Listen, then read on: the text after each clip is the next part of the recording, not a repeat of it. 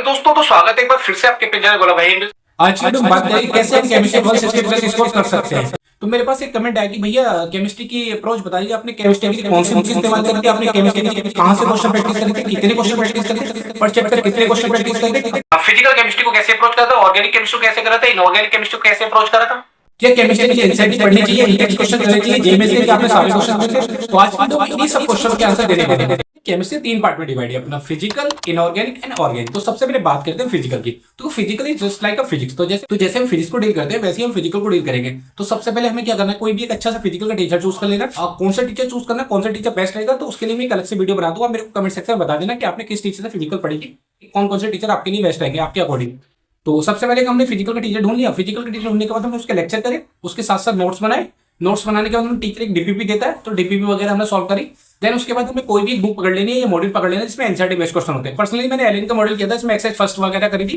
तो इस साल तो मैंने वो भी नहीं करी, मतलब ये लास्ट ईयर मैंने की थी, इस साल मैंने वो भी नहीं करी। इस बात की मास्टर एनसीईआरटी। तो आप या तो एलिन का मॉडल कर लें या फिर उस बुक को कर लें, सेम ही बात है। बहुत अच्छी बुक है, मैंने खुद ने पर्सनली सॉल्व करी है। पूरी मैंने नहीं करी, लेकिन कुछ पर्टिकुलर चैप्टर की करी, क्योंकि मेरे पास समय कम था, इसलिए मैंने अपने रिसोर्सेज को लिमिटेड रखा। उसी को बार मल्टीपल टाइम रिविजन किया, जिससे मेरा स्कोर 140 प्लस रहा। रीनीट जैसे टफेस्ट पेपर होने के बाद भी जो थर्ड में हुआ था उसमें मेरा स्कोर 150 था, और नीट 2024 में मेरा स्कोर 160 प्लस रह चुका है। केमिस्ट्री में 160 प्लस स्कोर कैसे करें ये मैं इसलिए बता सकता हूं क्योंकि मैंने केमिस्ट्री में 160 प्लस स्कोर किया है। एनसीईआरटी से बाहर हमें बिल्कुल नहीं जाना है, क्योंकि आपने मेरी वीडियो में देख लिया होगा कि सारे के सारे क्वेश्चन एनसीईआरटी से थे।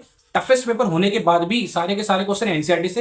रियली एक आधा क्वेश्चन बाहर था, इसलिए मैंने 160 प्लस का कहा है कि मैंने ये नहीं कहा कि तुम्हें 180 लाने, क्योंकि जो एक आधा क्वेश्चन होगा वो उसको हम छोड़ देंगे। हम 160 प्लस एक आइडियल स्कोर है, 160 प्लस का टारगेट करेंगे। 160 प्लस का टारगेट करते करते 170 175 तक चले जाएंगे। ठीक है, उसके बाद मैंने अपने शॉर्ट नोट्स में ही बताया था कि सारे के सारे क्वेश्चन मेरे शॉर्ट नोट्स से थे, उसके अलावा कहीं से बाहर से नहीं थे। तो तुम्हें फिजिकल के लिए कहीं से कोई एक्स्ट्रा बुक करने की जरूरत नहीं। तो मेरे से टेलीग्राम पे काफी डाउट पूछते रहते हैं कि भैया मैं एनावस्थी भी कर लूँ, ये भी कर लूँ, वो कर लूँ। तो आपको ये सब बुक करने की कोई जरूरत नहीं है। अभी तुम्हारे पास 9 महीने है, मैं उस 9 महीने को ध्यान में रखते हुए अपना टाइम टेबल बनाना है, उसी के अकॉर्डिंग हम अपनी प्रैक्टिस करनी है। इसमें से कोई एक कर लेना, या तो एलएन की एक्सरसाइज फर्स्ट कर लो या एमटीएन कर लो, दोनों बढ़िया बुक है। इसके अलावा क्वेश्चन बाहर से कैसे नहीं आएगा। तो उसके बाद जब तुम बुक या मॉड्यूल कर लिया, उसके बाद देन हमें करने हैं नीट के पीवाईक्यू। तो हमें नीट के पीवाईक्यू जरूर मस्ट करना ही करना है, क्योंकि सारा का सारा पेपर जो होता है केमिस्ट्री का नीट के पीवाईक्यू अराउंड ही रहता है। इस बार का पेपर दिख लोगे तुम, सारा का सारा पीवाईक्यू के बेस ही रहा था। मैंने इसकी केमिस्ट्री का प्रूफ वाली वीडियो भी डाल लगी है, आप कहोगे तो हम पीवाईक्यू से मैच करते हुए क्वेश्चन में दिखा दूंगा, अलग से इसकी वाली वीडियो बना दूंगा। पहले क्या होता था, जस्ट लाइक एक फॉर्मूला पे एक क्वेश्चन बनता था। इस बार कैसा हो रहा है, 2-3 पीवाईक्यू क्वेश्चन को मिक्स करके एक क्वेश्चन बनाया जा रहा है। तो बस क्वेश्चन पीवाईक्यू ही है, उन्हीं का कॉन्सेप्ट रिपीट हो रहा है। बस पहले क्या था कि सिंगल था, इस बार 2-3 कॉन्सेप्ट को मिक्स करके एक क्वेश्चन बना रहा है। तो क्वेश्चन कहीं बाहर से नहीं आ रहा है, एनसीईआरटी का स्ट्रिक्टली रहना है। मैंने बताया कि हम नीट के पीवाईक्यू के लिए, नीट के पीवाईक्यू के बाद हमें क्या करना है, नीट के पीवाईक्यू के बाद जस्ट बाद हमें उठानी है एनसीईआरटी के सारे एग्जांपल करने, एक्सरसाइज क्वेश्चन करने। एक्सरसाइज में हमें ये नहीं कि पूरा का पूरा, उसमें ऐसा होता है कि कैलकुलेशन बहुत ज्यादा होती है, बट उसका हमें कॉन्सेप्ट देखना है। कैलकुलेशन के थोड़ा बहुत मोबाइल का यूज करके आंसर अपना ले आएंगे, उतना चल जाएगा, तो वो चलता है। फिर में से एक सवाल आता है कि भैया मेरे को जेएमएस के क्वेश्चन करने चाहिए फिजिकल के लिए, तो वो जेएमएस के क्वेश्चन करने चाहिए, बट सारे नहीं करने चाहिए, कुछ पर्टिकुलर सिलेक्टेड क्वेश्चन करने चाहिए। वो सिलेक्टेड क्वेश्चन आप मेरे से कहोगे तो मैं टेलीग्राम पर तुम्हें सेंड करूंगा, जो क्वेश्चन मैंने करे थे। तो मेरे को कमेंट सेक्शन में बता देना एक बार, तो मैं वो सिलेक्टेड क्वेश्चन तुम्हें बता दूंगा कि किस चैप्टर के सिलेक्टेड क्वेश्चन कितने कितने और कहां से करने चाहिए। ये तो रही हमारी बात फिजिकल केमिस्ट्री के लिए। फिजिकल केमिस्ट्री में इतना कर लो, मैं लिटरली बता रहा हूं, इससे बाहर एक भी क्वेश्चन नहीं आने वाला। अब बात करते हैं इनऑर्गेनिक के लिए। देखो, इनऑर्गेनिक इज लाइक बायो। तो जैसे हम बायो को अप्रोच करते हैं वैसे ही हम इनऑर्गेनिक को अप्रोच करेंगे, बट उससे पहले हमें कुछ बेसिक कॉन्सेप्ट डेवलप करने पड़ेंगे। Periodic table and chemical modelling में अपनी बहुत अच्छी मजबूत बनानी है। तो कोई भी एक टीचर ऐसा ढूंढो जिसने periodic table and chemical modelling बहुत अच्छे से पढ़ाई हो। अगर हमने पीरियोडिक टेबल और केमिकल मॉडलिंग बहुत अच्छे से पढ़ी, देन हमारी पूरी ऑलमोस्ट सारी केमिस्ट्री बहुत स्मूथ चलने वाली है। किसने अच्छी कराई, आप मेरे से टीचर सजेस्ट करने को बोलोगे तो मैं एक टीचर सजेस्ट कर दूंगा, मेरे को कमेंट सेक्शन में बता देना। मैं इसमें एक स्पेशल वीडियो बना दूंगा कि फिजिकल के लिए टीचर कौन सा चाहिए, ऑर्गेनिक के लिए कौन सा अच्छा है और ऑर्गेनिक के लिए कौन सा अच्छा है। मैंने 2 साल ऑनलाइन तैयारी करी, तो मैंने ऑलमोस्ट सारे टीचर से मैंने पढ़ के देख रखा है किसका अच्छा है किसका नहीं है। तो पहले हमने टीचर सेलेक्ट करने के बाद उसके डिटेल लेक्चर देखे, नोट्स बनाए, नोट्स बनाने के बाद वापस उसकी डीपीपी वगैरह करी। देन हम वापस पीवाईक्यू पे आए, पीवाईक्यू हमने कर लिया, पीवाईक्यू कर लिया। उसके बाद हम एनसीईआरटी पे आए। एनसीईआरटी पूरी जैसे हमने बायो में रीड करते हैं वैसे ही हम इनऑर्गेनिक में रीड करते हुए चलेंगे। इनऑर्गेनिक में रीड करते हुए कुछ इंपोर्टेंट पॉइंट्स मिलेंगे, उसको हाईलाइट करते हुए चलेंगे। और इसके बाद सवाल आता है कि भैया इनऑर्गेनिक में जेई की पीवाईक्यू करें। हाँ, तो मैं कहता हूं कि इनऑर्गेनिक में आपको जेई की पीवाईक्यू करनी है। कितने पीवाईक्यू करनी चाहिए, 2019 से 2026 के आपको जितने पीवाईक्यू मिले, क्योंकि इसमें कोई कैलकुलेशन नहीं होती, कुछ नहीं होता, तो बहुत कम समय में बहुत सारे क्वेश्चन कर सकते हैं। तो जेई के लिए मैं ये तो पूरा सजेस्ट करूंगा कि आप 2019 से 2026 के करो। मैंने पूरे करे थे, जेई के भी कर रखे हैं, नीट के भी कर रखे हैं, तो मैंने कर रखा है। मैं वही आपको सजेस्ट करता हूँ कि आपके लिए क्या बेहतर रहेगा क्या नहीं रहेगा। तो आप इनऑर्गेनिक के लिए नीट के सारे पीवाईक्यू, जेईमेंस के 2019 से 2026 के सारे पीवाईक्यू कर लो, इससे बाहर क्वेश्चन कभी नहीं आने वाला। एनसीईआरटी के जो इंपॉर्टेंट हाइलाइट्स वगैरह वो मैं टेलीग्राम पे सेंड कर दूंगा, तो आप खुद से भी हाईलाइट करके रखना और अपने इसके बाद एक शॉर्ट नोट्स बना लो। शॉर्ट नोट्स आपको नहीं बनाना चाहते, मैंने सारे एक्सेप्शन सारे सब चीजें एक जगह लिख रखे, तो अगर आप शॉर्ट नोट नहीं बनाना चाहते तो मेरे शॉर्ट नोट्स ऑलरेडी अवेलेबल है, और अगर आपको वो लेने हो तो मेरे को कमेंट सेक्शन में बता दें, मैं बता दूंगा आपको मेरे शॉर्ट नोट कैसे और कहाँ मिलेंगे। और उस शॉर्ट नोट्स में मैंने अपने सारे इनऑर्गेनिक के ट्रेंड्स वगैरह जितने भी एक्सेप्शन वगैरह सारे के सारे मेरे उन शॉर्ट नोट्स में इंक्लूड है, मतलब उससे कोई एक्सेप्शन से बाहर कोई क्वेश्चन आने वाला नहीं। मैंने एक वीडियो भी बना रखी है कि सारे के सारे क्वेश्चन जो आए थे इस बार भी टफेस्ट पेपर होने के बाद भी उन शॉर्ट नोट से बाहर एक भी क्वेश्चन नहीं आया। तो ठीक है, अब हमने कर लिया, हमने प्रैक्टिस कर लिया। और प्रैक्टिस के लिए क्या आएंगे, हम पीवाईक्यू कर लिए, नीट के पीवाईक्यू कर लिए। इसके अंदर हमें कोई एलएन की एक्सरसाइज वगैरह कोई नहीं करनी है, हमें सिंपल से नीट के पीवाईक्यू फोकस करना है, जेईई मेंस के पीवाईक्यू फोकस करना है, एनसीईआरटी के एक्सरसाइज के क्वेश्चन जो होता है वो करना है, इंटेक्स करना है, एग्जांपल करना, एनसीईआरटी एग्जांपल करना है। इसके अलावा हमें कुछ भी एक्स्ट्रा करने की जरूरत नहीं, कोई मॉड्यूल लगाने की जरूरत नहीं। और फिर भी थोड़ा सा तुम्हारे अंदर रहता तो एक एनसीईआरटी बेस्ड क्वेश्चन लगा लेना, जैसे कि इसमें भी मैं वही सजेस्ट करूंगा तुम्हें, एमटीएन सबसे one of the best book है नीट के लिए। तो तुम एमटीएन मतलब मास्टर की एनसीईआरटी बुक लगा लेना। अगर आप कहोगे कि ये बुक की पीडीएफ प्रोवाइड करता हूं, मैं टेलीग्राम पे एमटीएन की पीडीएफ प्रोवाइड कर दूंगा, जिसके पास बुक नहीं है वो वहां से कर लेना, तो टेलीग्राम ज्वाइन कर लेना मेरा। तो ये तो रही हमारी इनऑर्गेनिक की बात। अब बात करते हैं ऑर्गेनिक की। देखो ऑर्गेनिक के लिए सबसे पहले हमें अपने बेस मजबूत करना पड़ेगा। बेस मजबूत करने का डेफिनेशन क्या, बेस मजबूत करना इज लाइक हमें जीओसी पर बहुत अच्छे से कमेंट करनी होगी। तो देखो हम एनसीईआरटी से पढ़ने जाएंगे अगर ऑर्गेनिक, तो बहुत ही ज्यादा हमें घिचपिच हो जाएगा, क्योंकि एनसीईआरटी में जो सीक्वेंस थोड़ा अच्छे से नहीं दे रखा। सबसे पहले हमने अच्छा टीचर सेलेक्ट करा, उसका देखें हम जीओसी पे बहुत अच्छे से अच्छे नोट्स बनाएंगे उसके, कि अगर हमारे जीओसी पर अच्छी पकड़ बन गई तो हमारी पूरी ऑर्गेनिक स्मूथ चलती रहेगी।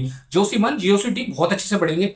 तो लेकिन हमें इतना भी डिटेल में नहीं घुस जाना है कि हम आइसोमेरिज्म के 20-20 22-22 लेक्चर देख रहे हैं और इतने सारे क्वेश्चन करने। देखो हमेशा सब बच्चों को सजेस्ट करता है, जितने मेरे साथ के थे सबको ये सजेस्ट करा, मैंने खुद ने ये चीज अप्लाई करी है, तो मैं वही चीज आपको बता रहा हूँ। देखो ऐसा नहीं हमें जोशी अच्छे से कवर करना है, डिटेल में कवर करना, बट इतना भी नहीं करना कि हमें एडवांस लेवल तक पहुंचा देते। मैंने देखा आईयूपीएससी में अपना बाईसाइक्लो साइक्लो ये सब पढ़ा देते हैं, मतलब बहुत सारी आईयूपीएससी बनाते हैं। एक क्वेश्चन आना लिटरली जो एनसीईआरटी बेस्ड है उतना ही आएगा, हमें इतना भी सारा नहीं पढ़े। खूब सारे फंक्शनल ग्रुप एक साथ आ गए, हम ग्रुप पढ़ रहे हैं, तो हमें इतना भी नहीं जाना, इतना परेशान नहीं होना। तो हमें सिंपल से बेसिक आईयूपीएससी में फोकस करना है कि नीट लेवल तक हमारा आईयूपीएससी अपना कवर हो जाए। ऐसा नहीं कि बहुत एडवांस जाना है, तो सिंपल से करना है, ऐसा नहीं बहुत एडवांस चले जाए। तो उसके बाद सेम ऐसा आइसोमेरिज्म रहता है। आइसोमेरिज्म मैंने देखा टीचर बहुत बहुत सारा करा देते हैं, मतलब 20-20 22-22 लेक्चर आइसोमेरिज्म में पढ़े। भाई साहब आइसोमेरिज्म के 20-20 22 लेक्चर लेके तुम करोगे क्या? एक क्वेश्चन है ना, हम एक क्वेश्चन को छोड़ देंगे, वैसे में हम उस एक क्वेश्चन को नहीं जाएंगे। 3 से 4 मिनट से पहले आइसोमेरिज्म का क्वेश्चन सोल्व नहीं होने वाला, तो हम किसी भी एक क्वेश्चन में 3 से 4 मिनट हमें देने ही नहीं। अगर हमने 3 से 4 मिनट दे दिए तो हमारे बाकी क्वेश्चन रह जाएंगे। तो हम आइसोमेरिज्म को बस बेसिक चीज रखना, कॉन्सेप्ट हमें याद रखना है। अब बाकी आइसोमेरिज्म के क्वेश्चन अगर आए तो हमें वो छोड़ना ही छोड़ना है। थर्ड अटेम्प्ट में करेंगे उसको, फर्स्ट अटेम्प्ट में भी नहीं करना, सेकंड अटेम्प्ट में नहीं करना, उसको हम थर्ड अटेम्प्ट में करेंगे। क्योंकि भाई साहब उसमें इतने सारे पूछे था, 10-10 11-11 आइसोमेरिज्म में। नीट 2025 में आया था आइसोमेरिज्म का क्वेश्चन, वो जो बच्चा करने बैठ गया या तो उसका गलत हुआ है या उसका टाइम वेस्ट हुआ है। अगर सही भी होगी तो टाइम वेस्ट हुआ है, तो ऐसे क्वेश्चन को हमें छोड़ेंगे। तो ऐसी आइसोमेरिज्म को हमें कॉन्सेप्ट रखना है कि भाई साहब सिस क्या होता है, ट्रांस क्या होता है, ठीक है। तो ऐसे कॉन्सेप्ट याद रखना है, थोड़े बहुत नॉर्मल क्वेश्चन प्रैक्टिस कर लेनी है, उसकी ज्यादा डिटेल में नहीं जाना है। 20-20 22-22 लेक्चर दिख रहे तो मेरे हिसाब से 4 से 5 लेक्चर आइसोमेरिज्म के बहुत हैं, 1.5 2 घंटे के। इससे ज्यादा डिटेल में आप बिल्कुल मत देखना। आइसोमेरिज्म कोई फायदा नहीं आने वाला, जितना एनसीईआरटी में उतना ही पूछता है, एनटी उतना ही पूछता है, इससे बाहर नहीं पूछता। आपको जेईई मेंस का पेपर नहीं देना कि आप बहुत ज्यादा डिटेल में चले गए, तो आपको नीट का पेपर देना है, नीट के फोकस देना। देख लो आप टफेस्ट पेपर होने के बावजूद भी आपका आइसोमेरिज्म कितना आसान क्वेश्चन आया था, 25 में देख लो, बस बहुत हार्ड आया था। क्या फायदा उसका करने का? कोई फायदा नहीं होगा। ये तो जीओसी में रहा मैं इस पार्ट पे, मैंने देखा क्योंकि आईयूपीएससी और आइसोमेरिज्म में बच्चे बहुत बहुत समय बर्बाद करते हैं, तो मेरे हिसाब से उतना समय बर्बाद करने की जरूरत नहीं है आपको। देन हम करते हैं फिर वो इंडक्टिव फैक्टर वगैरह, इन सब चीजों पर हमें बहुत मजबूत करना है। इन सब चीजों में हमें ज्यादा पकड़ बनानी है कि एसिडिक स्ट्रेंथ, बेसिक स्ट्रेंथ, ये सब क्वेश्चन जीओसी में बहुत ज्यादा इंपॉर्टेंट होते हैं और ये आगे भी तुम्हारे काम आएंगे कि कौन सा मॉडरेटिंग ग्रुप होता है, एक्टिवेटिंग ग्रुप, डीएक्टिवेटिंग ग्रुप, तो इस पे हमें ज्यादा फोकस करना है। तो ये रहा हमारा जीओसी पार्ट। अगर हमारा जीओसी वाला पार्ट हमारा स्ट्रॉन्ग हो गया, देन हम स्विच कर जाएंगे अपना एनसीईआरटी की तरफ। एक बार हमने ऑर्गेनिक के अच्छे नोट्स बना लिए, मतलब जीओसी फर्स्ट जीओसी 2 के बहुत अच्छे नोट्स बना लिए, फिर हम करेंगे एनसीईआरटी। सारे का सारा हमें करना है एनसीईआरटी बेस्ड। एनसीईआरटी जैसे हम बायो में पढ़ते हैं वैसे ही हम ऑर्गेनिक के लिए पढ़ेंगे, तो हमें सीक्वेंस बनाते हुए चलना है, बिल्कुल लाइन टू लाइन पढ़ेंगे, सारे इंटेक्ट क्वेश्चन करेंगे, एक्सरसाइज करेंगे। एक्सरसाइज तो जो एनसीईआरटी के बैक साइज में जो कन्वर्जन होते हैं ना, उसको हमें बहुत अच्छे से करना है, क्योंकि वो तुम्हारे कॉन्सेप्ट बहुत ज्यादा अच्छे करने वाले हैं। और सबसे एक बेसिक बात तो मैं ऑर्गेनिक में बताना भूल ही गया, हमें नेम रिएक्शन को बिल्कुल भी इग्नोर नहीं करना है। नेम रिएक्शन की अलग से कॉपी बनानी है, एक अलग से चार्ट पेपर बना के अपने सामने दीवार पे चिपका देना, जिससे हम डेली वो नेम रिएक्शन रिपीट होते रहे। क्योंकि भाई नेम रिएक्शन में आपने देखा होगा कि मतलब हर साल 4 से 5 क्वेश्चन नेम रिएक्शन से आने ही आना है। कोई ऐसा नीट का एक पेपर नहीं बन सकता जिसमें 4 से 5 क्वेश्चन नेम रिएक्शन से नहीं आए हो। तो नेम रिएक्शन कितनी इंपॉर्टेंट है ये आप खुद ही समझ सकते हैं। तो ये सारी की सारी नेम रिएक्शन मैंने अपने शॉर्ट नोट्स में इंक्लूड कर रखी है। जैसे मैंने पहले बताया, अगर आप लोग शॉर्ट नोट चाहिए होंगे तो मेरे को कमेंट सेक्शन में बता देना कैसे कहाँ मिलेंगे, ये मैं आपको फर्दर अपडेट कर दूंगा। तो उसके बाद लेक्चर देख लिया, एनसीईआरटी पढ़ ली, उसके बाद हम टीचर की जो डीपीपी वगैरह दी है वो सॉल्व करेंगे। वो सॉल्व करने के बाद हम वापस से मास्टर डी एनसीईआरटी आएंगे। इसमें भी हम कोई मॉड्यूल वगैरह कोई सॉल्व नहीं करेंगे, मास्टर डी एनसीईआरटी सॉल्व करेंगे। मास्टर डी एनसीईआरटी सॉल्व करने के बाद हम नीट के पीवाईक्यू पे जाएंगे। नीट के पीवाईक्यू के बाद इसमें जेईई मेंस के पीवाईक्यू पे जा सकते हैं, बट सारे पीवाईक्यू नहीं करने मेरे हिसाब से। ऑर्गेनिक के लिए भी सारे पीवाईक्यू नहीं करने, कुछ सिलेक्टेड पीवाईक्यू करेंगे, कुछ कुछ चैप्टर सिलेक्टेड पीवाईक्यू करेंगे ऑर्गेनिक के लिए भी, क्योंकि जेईई मेंस में थोड़ा डिटेल में पूछता है। बट या इसमें फिर भी फिजिकल से ज्यादा करेंगे, बट सारे के सारे नहीं करेंगे, कुछ सिलेक्टेड क्वेश्चन करेंगे। जेईई मेंस के पीवाईक्यू कर लिए, नीट के पीवाईक्यू कर लिए, डीपीपी वगैरह कर ली, इतना कर लिया आप, ये मोर देन सफिशिएंट है। इससे बाहर पेपर नहीं आने वाला, नहीं आने वाला। मैं गारंटी के साथ ये बात बोल सकता हूँ। ये बात मेरे को बहुत लेट समझ में आई। ऑर्गेनिक बहुत बच्चों की बहुत ज्यादा वीक होती है, मतलब लिटरली मेरी बहुत वीक थी। बीइंग एवरेज स्टूडेंट मैं बता सकता हूँ कि ऑर्गेनिक मैंने कैसे डील करी थी, क्योंकि मेरे लिए हमेशा से ऑर्गेनिक बहुत ही हार्ड रही, बहुत ही हार्ड।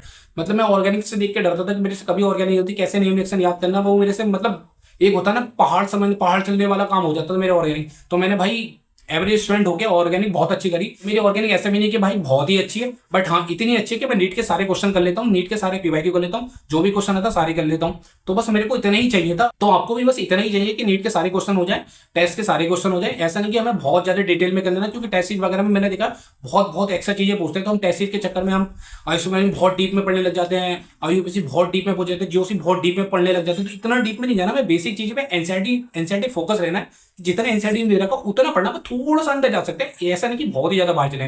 तो ऑर्गेनिक के लिए मेरे हिसाब से ये रहा। तो मैं तीनों के लिए समराइज कर देना चाहता हूँ कि सारा का सारा में एनसीईआरटी फोकस रहना, एनसीईआरटी की एक्सरसाइज, एनसीईआरटी के इंटेक्स, एनसीईआरटी एग्जाम्पलर और जेईई मेंस के कुछ सिलेक्टेड क्वेश्चन। इनऑर्गेनिक में तो सारे करना, ऑर्गेनिक में कुछ थोड़े वो छोड़ देना, जो थोड़ा आउट ऑफ लगे कि तुम्हें एनसीईआरटी से बाहर जाना वो छोड़ देना।